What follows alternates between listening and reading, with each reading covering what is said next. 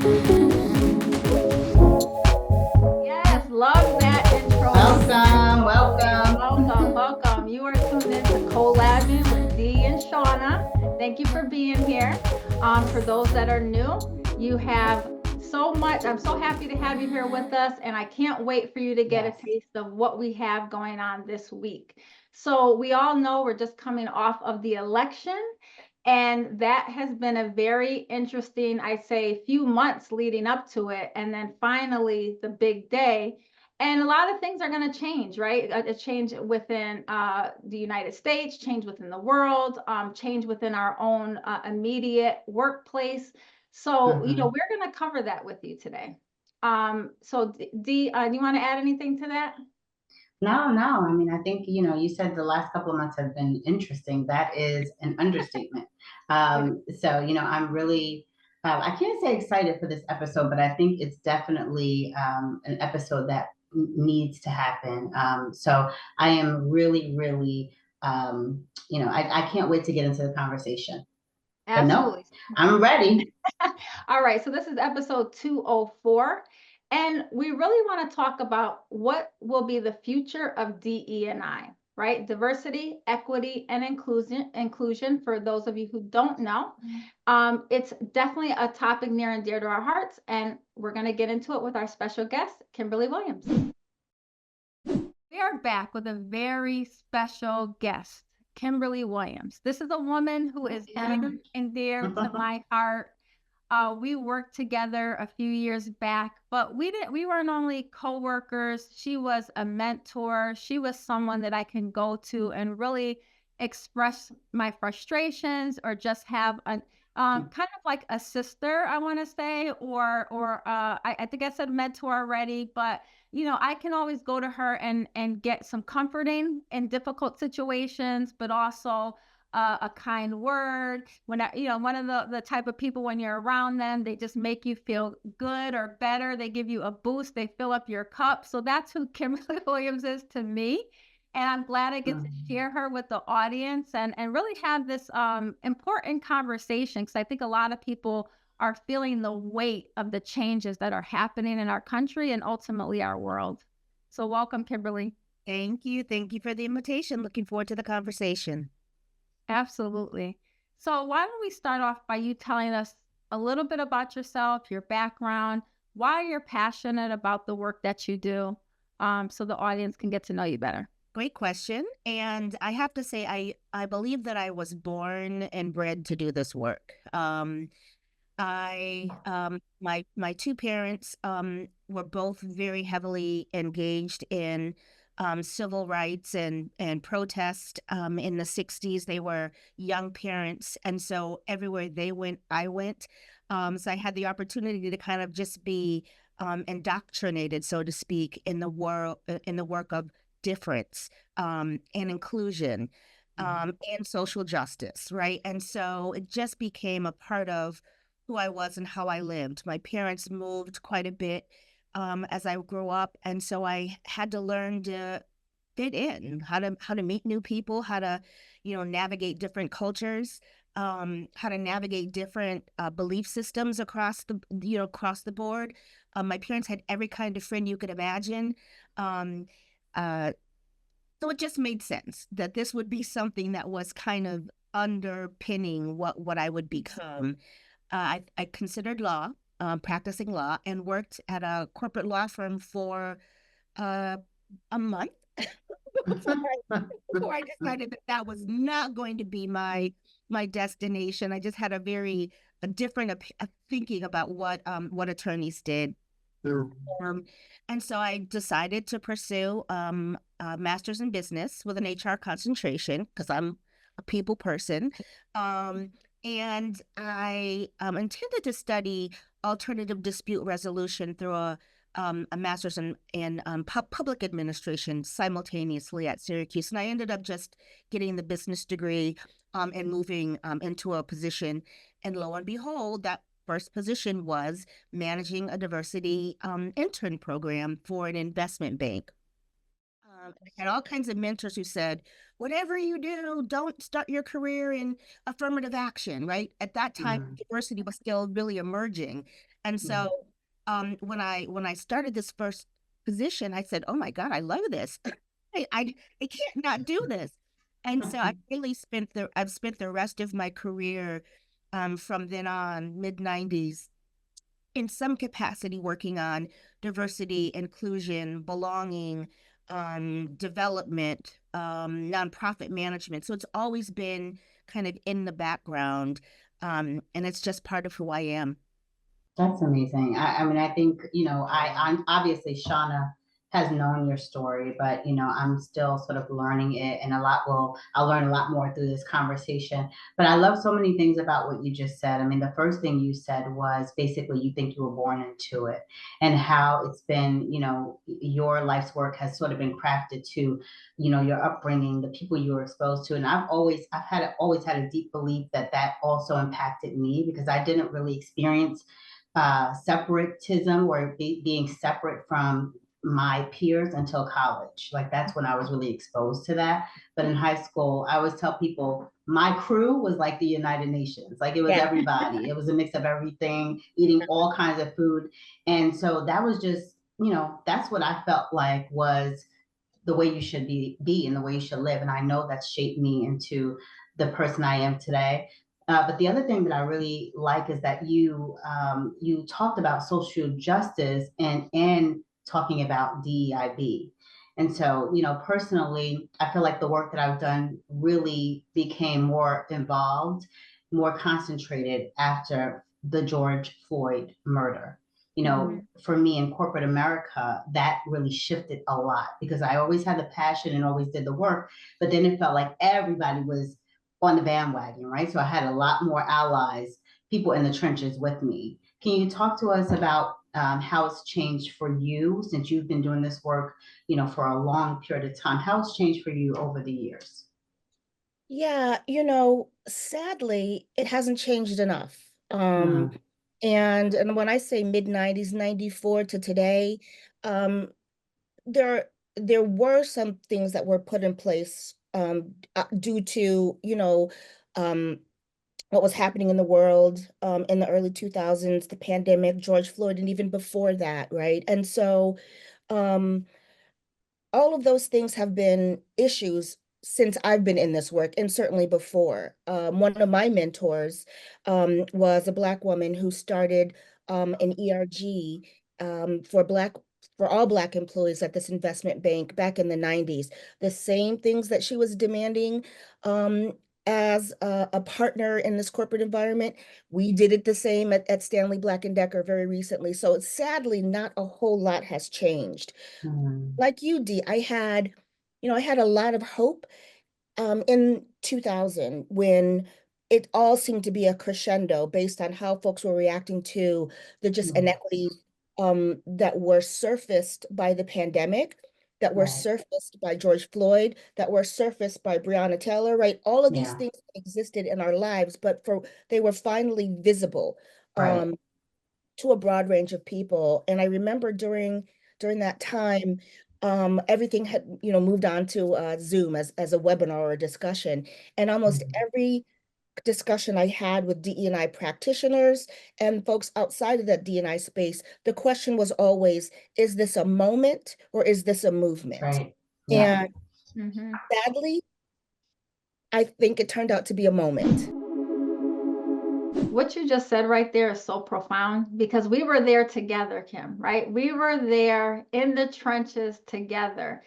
And I Mm, just remember being so inspired by the work we were doing. I really was because I years ago I was doing DE&I when I want to say in the early 2000s, like 2000 when I was working at MTV Networks, it was like 2006, and then I was moved on to NBC, and that was around 2011 to 2015.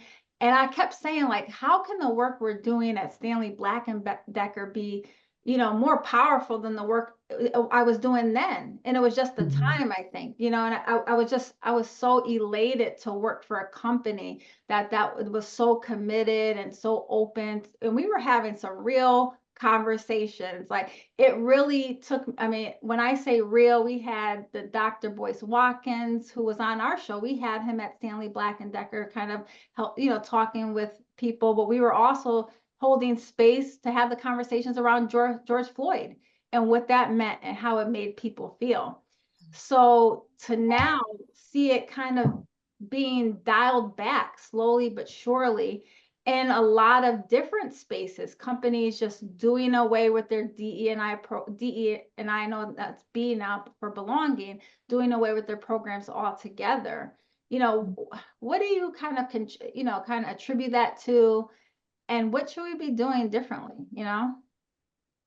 Oh, Shawna, that's such a loaded question. There's so much to unpack in that. So, what do I attribute it to?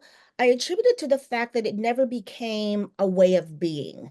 So it Yeah. became, it was, and I think I misspoke. I might have said 2000 versus Mhm. 2020. But I think there were a lot of feelings that were surfaced, and we being people of color, and I say not just Black people, because there was there was the Asian American hate, right? There Mhm. was, you know, Yes. some issues related to how folks were talking to and about Latinos. So it Mhm. wasn't just a Black thing, right? We were Right. all having this That's feeling. where it became people of color, Yeah, well, Black and brown people. exactly. And it's important to separate us as groups, but it's also, I think, the thing that really crystallized this time for us was that there were so many, everybody other than white men were feeling it. We were feeling something. White Mhm. women and other women were feeling it because they were trying to balance careers and the pandemic. You know, I talked already about the issues of people of different peoples of color, but it was a moment where we were all like, I feel this, and I know you do too. We Mhm. need to hold some empathy. And white folks who cared were also like, how do we fix this? How do we not, how do we make sure that this isn't something that we're still talking about in 5 to 7 years? Now, Yeah. that sounds very altruistic. The reality is, I think many of our corporate leaders fully recognize is that if people were not able to come to work and be somewhat functional, they were going to lose money. So they wanted to make sure that folks felt okay. Mhm. They wanted to make sure that we felt like we belonged and were important. And some of that might not have all been based on commerce and income, but I think that that was a motivating driver. I mean, as I look back, hindsight being 2020, I'm not Yeah. sure how many of our corporate leaders, particularly, were looking for change or whether they were looking for how to maintain um, productivity and focus Mhm. and Mhm. camaraderie, right? And so I think Shawna, I think that that kind of contributed to the fact that it has turned for many companies and many industries into a moment versus that a whole Mhm. movement, because the pushback that Yeah. came from other folks who didn't feel like Yeah. they were getting what they deserved, and now they're going, Yeah. you know, they're not a part of this rainbow umbrella situation, and Right. their voices carried. And so the same leaders who were like, okay, we have to do this, we're like, maybe, you know, maybe we should take our hand off the ball, and maybe we should just be more globally inclusive, and let's just Mhm. focus on different, let's just focus on it. Like, I'm doing all this because that's how it felt like, Yeah, oh, woo, instrumental. So they were, exactly. let's just focus on inclusion, forget all this diversity stuff. And that is what has been happening. Mhm. And I think as more and more shine was put on diversity and equity, the less and less supportive the mainstream was about that, because that meant, again, the focus was not on them. And you hear all the rhetoric from folks like our president-elect, the rhetoric about how folks like us are trying to Mhm. take away from folks like them. And I Mhm. think that that just turn the cor just help turn the corner, I guess I'm trying to say. It made folks pause and say, maybe this isn't the right direction for us to go as a company. Maybe we Yeah. should be more quiet. Maybe we should change the names of the work that we're doing so that it's more palatable. I think that's where we are today. I'm Kimberly Williams, and I'm happy to be collabing with Shawna and Dee. before we go forward, because there's a lot really that we can talk about there. Kim, I just want you to sort of level set for the audience here. You know, we heard Shawna say DEI, we heard you say DEIB. And so can you just break down for us, you know, Yes. the various, you know, letters and meanings and how we've used these, how really DEI has expanded throughout the years? Yeah, that's a great question. And I referenced doing this work or starting this work in the mid 90s. And at that time, when I joined the organization, the work that I was doing, the only letter that they used was D, and that was diversity, because it was Diversity. all about representation. That's right. Companies wanted to get brown butts and And seats. And, yes. and for investment banking, women. So it was all about just diversity and representation. And that was the Diversifying. strong Yep. focus, right? Okay. How do we make our workforce more diverse? And quite honestly, in the industry that I was in, that was because they were trying to vie for municipal business, and government, cities, states were very much focused on the numbers, affirmative action, Yeah. what our team looked like, right? And so what happened over probably 5 or 6 years, where companies were really, really focused on diversity and getting more diverse representation, the culture wasn't good. And so as quickly as they hired people, they said, this is not my, I don't feel good here. I don't feel welcome here. I don't feel like I can contribute. And it became a revolving door. And for many of us, particularly in corporate, we know recruitment is very expensive. And if you hire someone and you train them up and then they say, this is not my ball of wax, you got to do it all over again. So it That's right. became a money suck, right? A time suck. And so that's when the inclusion part of the work became, because they were like, okay, now we're spending all this money and all this effort to get people in the door who may not be a part of this corporate culture. How Culture. do we make sure that they don't leave? Right. And so that's how the inclusion part. And so diversity and inclusion kind of chugged along until that 2020 time frame. And so when folks started saying, these things are happening to me because of my race, because of my gender, because of my religion, because of my national origin, folks were really like, this is not fair, right? So then the whole conversation, Right. what's fair, came around. And that's when equity was brought into the conversation. So equity not being equality. Equality Exactly. is we're Thank you. all the same. We all Yeah. want the same things. We all need the same things. That's equality. That's not what we have. And to be quite frank with you, I don't think that's what our What West it was. civilization Right. even believes in. So then Right. Yeah. It's equity, not what do intended. we That's do? right. Not intended. It's okay if Hmm. not everybody's equal. You shouldn't all be equal because, you're all coming in with different levels of intelligence and That's different right. education, right? Yeah. And so equity became the go-to because people really began to say, we can't get to a culture of inclusion Yeah. unless we are Yes. focused on creating an environment that's equitable, that gives people what they need, when they need it, and how they need it. Yes. And again, a lot of this work has been advanced by the needs of women, working women. And so when women started to say, I can't do this work, I can't do all the work that you're asking me to do, and care for my children, and pay for dinner, and homeschool my kids, right? So the pandemic created this whole conversation around equity. And then I'm not sure when the belonging part, when the B got added on. I don't know. Honestly, the B is still confounding me because clear that the belonging piece. How are belonging and equity not the same? I mean, to me, it's just like, okay, or inclusion and belonging to me sound redundant. I don't know. Well, and it's all a word soup, and it's all about how you Mhm. think about it and define it, right? Because in my Mhm. mind, inclusion is an act, it's an action word. It is Okay. something that we have to do every day to make people feel like they belong, right? Okay. Equity Yeah. is also an action word, but Right. it's also a frame of mind. Like it's a belief system that we have to do something differently for different folks because that's how we are. If anybody has children, if you got more than one kid, you know that you can't treat both children the same way. Right. You got to do something different based on the needs of your children. So, uh, And I think belonging also, you know, became a bigger topic. It felt like in my space that when they talk about being authentic, you know, are you able to be authentic in the work environment? Are you able, we want you to show up as your authentic self. Yes. And I don't even know how real that is. Like, is That's there right. really a safe space for me to come up and be authentic, be my authentic self?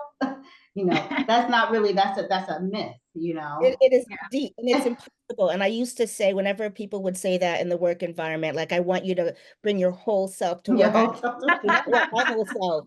You do not So want you all want the of Jersey me City here. details? Right. You don't want all of me here at work today. You want me to be my best self, Right. well, I want to be comfortable to be my best self, but you don't want me to bring all of me here. That's just, trust me, That's not that's not what we're doing. that's not what we want, no. Especially now, not in these times, right? Because as No. you said Especially before, we've turned a hard corner. And my hope, and I am still hopeful. I am still hopeful that we will find that a lot of organizations, and I want to talk to you about, you know, organizations like the Urban League, but organizations will, and I mean corporate America, that they will understand that now is not the time to roll back. Now Right. is not the time to change, because we already went through a period already in the last year, a year or so, year and a half, 2 years, where we started to change the language, right? We started to broaden the language. You know, we've, you know, populated so many additional ERGs because, to your point, Kim, you know, we wanted to be more inclusive. We wanted to ensure everyone gets heard, right? You can't necessarily recognize this group and you don't recognize this group. You can't send an email about when there's a murder in the Black community, but you're not recognizing what's going on, you know, in Palestine, or, you know, everything, right? Or everything has to sort of have its stage, take center stage at some point. So, you know, I really hope that, you know, we figure out a way for it to all coexist and walk forward in the next 4 years. And I'm really interested in sort of your thoughts in terms, two things really, you know, what do you think, or what are you hearing in terms of how, you know, companies are looking to move forward? And then my second question is, what can we and should we be doing on a personal, you know, level? Shawna and I, and Yvonne and Shawna have all had these conversations in terms of personally how we need to pivot and how we need to change our mindset, right? But what are your thoughts on all of it? Yeah, Dee, I'm not as hopeful, and Mm-hmm. especially in the short term, because individuals have now been activated. And when I say now, probably the last 5, 6 to 10 years, right? They've been activated to create these access, anti-diversity movements. So they're loud, they and enable other people. They might be social influencers, and I won't name companies, but there's a particular influencer, social media influencer, who has managed to make many companies, consumer-focused companies, either step away from the D&I work or change the name of it, because they were being very loud on their platform about how that was reverse racism, or you name it. And so many companies acquiesced and said, oh, we can't, this is too much smoke, you know, let's stop doing this. And to be honest with you, I think they were like, oh, thank goodness somebody has given us an out, and we can stop doing all this. We can do a little bit of it, but not as big as, you know, not all that y'all have been doing up to this point. And so I feel like even this election, the reason that I think Trump won was because there were all of these voices in social media, all of these voices that were reaching out to people who felt disaffected. And so they were like, oh, wait, I can reclaim power. So I'm not hopeful. This is my time. This is time. And so I'm not hopeful that those people will not have their moment. And we are also praying that it is a moment and not a movement. But that's the difference, right? I feel like when we say was it a moment or a movement? So my question becomes, so now think about where we are, right? We have Trump coming into office in January, but not only him coming into office, he's claimed the House and the Senate and the Supreme Court. So now, really, in terms of it being a moment, or I won't even say a movement, but they are seizing that moment. You know, and so that is a really scary time. That's a scary thought for me in terms of what happens, because 4 years will wind up being a lot. You know, the repercussions will not sort of be just within that 4 years. It'll be a lot longer than that. And honestly, like, I mean, think about that. It's not only you can't even think about maintaining diversity, equity, inclusion. It's a little scary in the sense that what damage is going to be done, right? That's not even on the table anymore. Now it's, hey, we lost all these things. A certain population lost all this, I guess, advancement, you know what I mean, because of diversity, equity, and inclusion programs. And now, like you said, it's time to reclaim our power. But did they though? Like, did no, they though? They never did lose it, but it's the illusion that they lost right. it. These are the things that were being said, and that's what I think a lot of people believe, that something was taken away from them. And when we look at, and I always say this, when we look at the history of this country, first and foremost, okay, we are all the immigrants. Okay, we're all the immigrants. The Native Americans we haven't done right by the Native Americans till this day.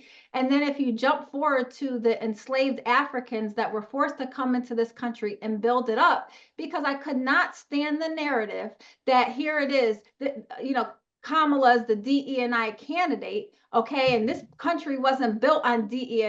And I'm like, I'm sorry, this country was built on the backs of a lot of people, and first and foremost, the enslaved Africans, and even Chinese, and so on and so forth. So, you know, it's frustrating to me, because how do we stop this in its tracks? It almost feels like a runaway train, and I want to understand, like, what work do we need to be doing as individuals, within our communities, within our country, within our in corporations we work in. We have to do something. I am also hopeful, but I just don't know what the something is, you know? Shawna, I think you said something really, I think, poignant around illusion.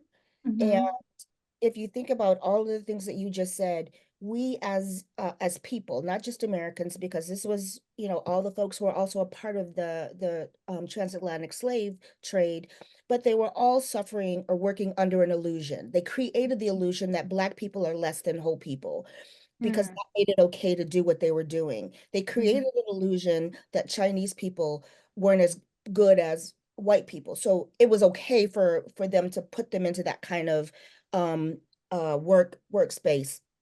And so I feel like we have always, as a nation, and maybe even as a people, created illusions to justify the thing that we want to do. And even in the corporate setting, you know, again, folks saying we've lost, you know, we're losing ground, we're losing traction. If you look at the demographics around the change of women in the workforce, people of color in the workforce, those numbers have not changed. They have not changed significantly. And so no one is losing traction. And, you know, some really great folks that I've heard speak about this, and they're like, what we have to do, and I don't know how we do it in this time and age, is to provide more education and awareness to folks, because if they see the actual number, the writing on the wall, you would want to say, if you see this, it's right here, writing on the wall. Your movement, your placement has not shifted, then maybe, you know, there'll be some comfort, but people don't believe in logic and reason and truth and facts. So I don't know. But why should there even be comfort in being a dominating, I say race loosely, but because even the illusion of whiteness, I mean, that's an illusion right there, right? Because at one point we know Sicilian and Italian Americans were not seen as equal. And the minute they brought one quote unquote race as white people, they galvanized people from all different backgrounds to strengthen their position in this country. And in my opinion, it's like, why not have true diversity, equity, or equality, and, you know, inclusion and belonging and all the letters?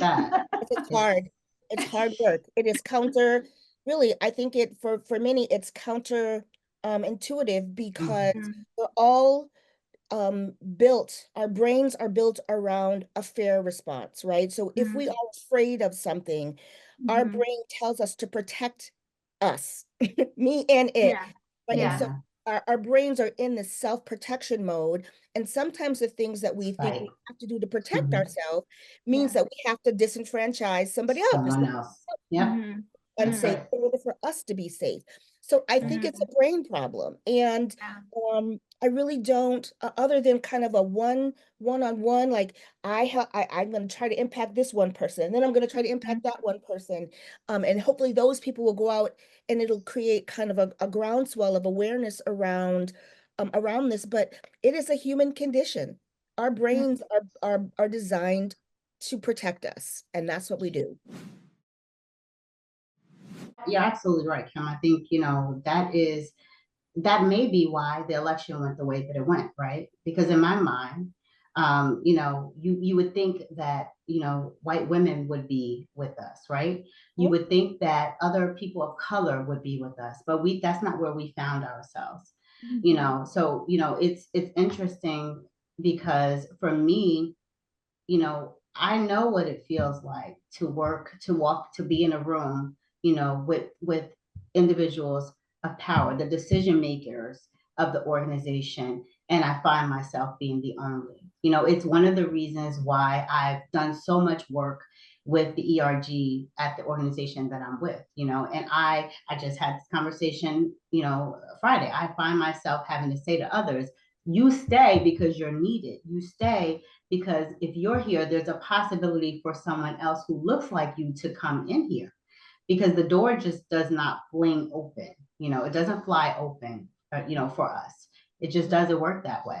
But also, if I'm honest, my mindset has really been, how do we need to have a different approach and strategy, in terms of us, Black people, Individuals, yeah. in every, sector, in every corporation. We have to have a plan. We have to have a way that we're pivoting for us to just evolve and also thrive in the next 4 years. Otherwise, I fear that we're going to move so far backwards and we won't be able to get any footing, right? Because it's been such hard work for us to even get here, and it's not a fair playing ground. It's never been, and it looks like, and it feels like it just never will be. And so I'm really interested in, especially in the work that you do. I am not, I don't have DEI in my title, but it's just something that I do because it's a passion and I know the effects on the people. And so I'm just interested from your perspective, how do we what do we need to do differently? How do we shift, and how do we combat that human condition, that leaves us still in a position of not having, I won't even say power, because that's not ever what we've been vying for. We've just been fighting to have a seat at the same table. I'll say this, DEIB is no longer in my title. Mm. So I left a role in an organization on a team that I built from the ground up, right, Shawna, with people who loved to do this work and a CEO who was truly invested in it. And I saw the writing on the wall when the leadership changed, that things were going to be very, very different. And as Shawna had said earlier, I tend to be, and I'm happy to be the person in the room that makes folks feel happy and confident and encouraged. I couldn't do it. I wasn't even encouraged, right? And I said, at this point, this organization, my values and the organization values no longer align. And so even after I left this company, I continued to seek out DE&I roles in other organizations. I thought, well, maybe if I shift to DE&I nonprofit, that'll help. But I think what really crystallized for me about a year ago is that I just maybe don't want to be in the DEIB workspace. And so I made a decision over the summer to work at the Urban League in our local affiliate. So my focus really is more on the social justice piece. And the hope that I see is not necessarily rooted in corporate change, but it's rooted in how communities come together. So if you think about the civil rights movement, one of the things that helped that movement grow and progress is that it was um a group of people working together across race and across difference, right? Folks that died on the Pettus Bridge and those kinds of movements. There were white people, there were women. So I feel like what we have to, I won't say what I am going to be doing more of and encouraging more of is how do we bring that back together where there are people across spectrums, across difference, who are like, we got to get together and Yeah. figure this out. We've got to move this ball together because no one of us is going to ever be able to do it alone. And in another 4 years, Trump has the opportunity to get at least two more young, um, conservative, aggressive Ultra justice conservative. on. And I recently heard that the effects, if that happens, and he has that opportunity, and I bet you they will, because the Yeah, Republicans, they will resign and let somebody else come in, yeah.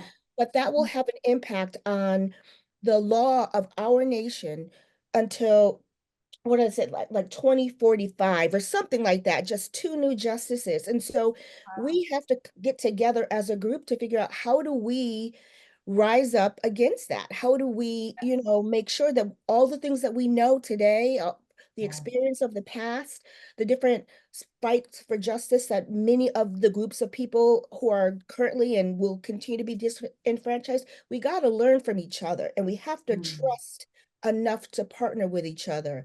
And in the meantime, we need more things like this, more conversations with people who are like-minded so that you're not losing your mind. I know I'm not crazy.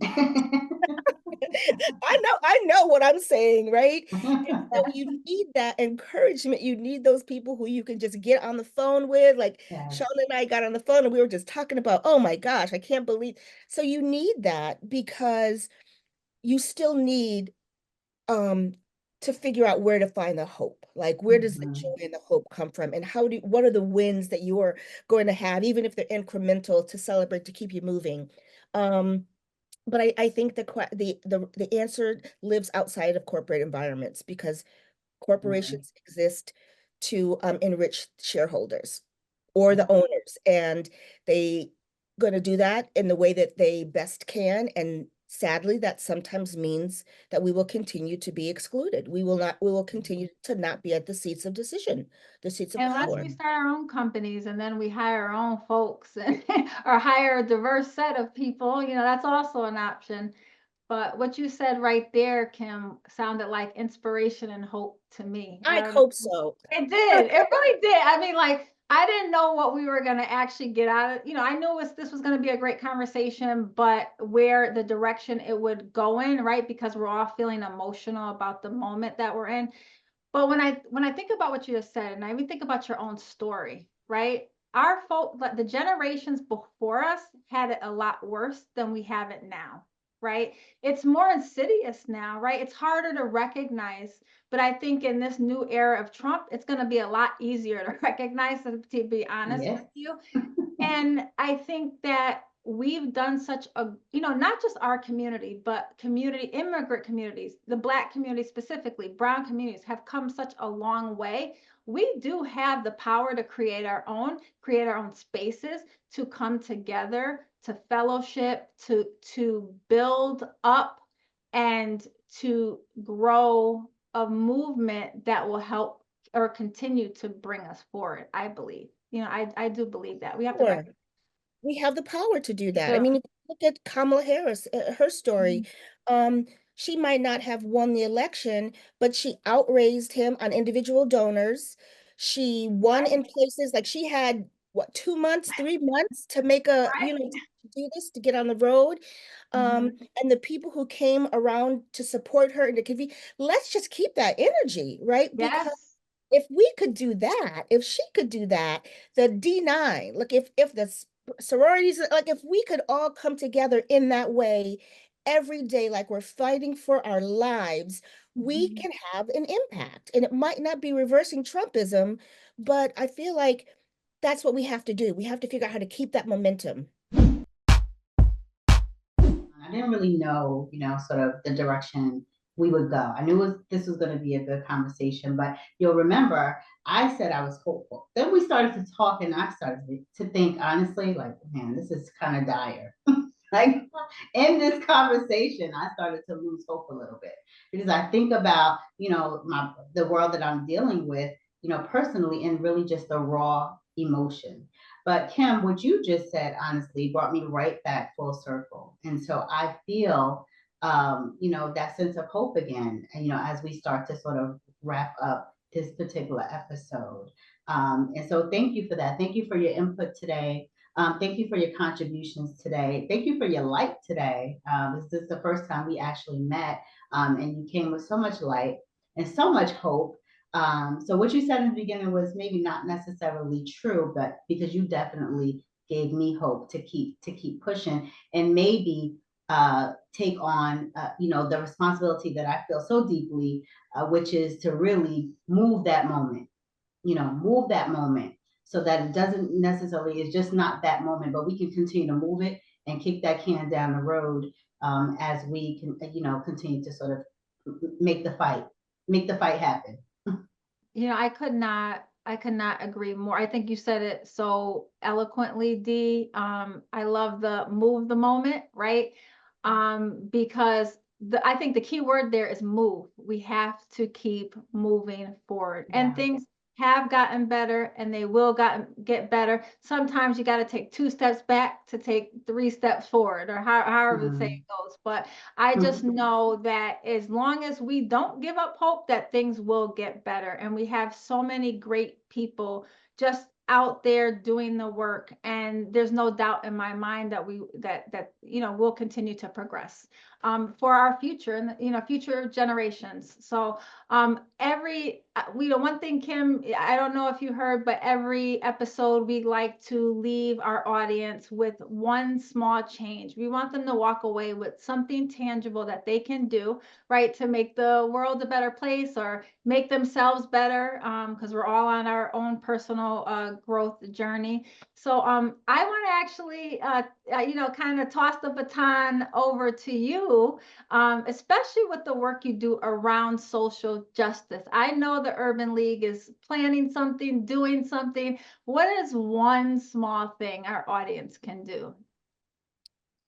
Thank you for that question. And first of all, before I give you my one small thing, I want to thank you for this conversation because, Dee, you're right. I have to say I did not come into this conversation with a very good attitude. I've been struggling with my attitude lately. I hear you, girl. And so even this conversation and having the conversation with the two of you has helped me to lighten up, like feel like my load is a little bit lighter. So that's helpful. But and it makes me think about something that my mother always used to tell me, which is when you're mad or angry, have all the feels, feel the feels, feel angry, feel upset, feel disappointed. If you gotta cry, cry. Do feel your feels. Do not. She was a social worker too, so yeah. But after you've managed through those feels, get up and do something because we could get lost in those feelings. And I think the last couple of weeks I was lost in those feelings. But the conversation has reminded me, and Shawna, thank you for saying this. There is hope, Dee. You're right. There is hope. And, working for an organization like the Urban League. So the Urban League of Springfield is an affiliate of the National Urban League. And the National Urban League movement has been in place for more than 100 years, with the mindset and the focus on helping to increase economic well-being for African Americans and other people who have been disenfranchised. And that shows up in education and shows up in wealth building. It shows up in a number of ways. And so they recently shifted the focus slightly of the movement focus. The first is to defend democracy. The second is to demand diversity. And the third is to defeat poverty. And that's something, that's one small thing. Actually, it's probably three big things. But the mindset around that one small thing, I think, will help us bounce back and stay engaged and really keep the ball rolling, or as Dee would say, keep kicking that can down the road until we are able to gain or regain the purchase that we have lost over the last couple of years. So that just empowered me. Say those three things again. all right. They are demand democracy, defend democracy, demand diversity, and demand the last democracy. one, defeat poverty. Yeah. I love those. Yes. I love those. I don't know anyone who can't get down with those 3 Ds right there. Seriously. Period. So, absolutely. You know, that is absolutely energizing. So I'm just gonna say to our audience, you got your one small change. We hope that this episode has brought you as much enlightenment and encouragement as it has for us. Thank you for Co-Labbin. See you next time. Yes, thank you. That is nice. Daughter moved to California. How excited! When did she do that? Well, she's been there since the spring semester. She has to connect with Yvonne. 100%. I didn't know how much I needed this conversation. So. Oh man, we needed it. So thank you. We needed this conversation. Very uplifting.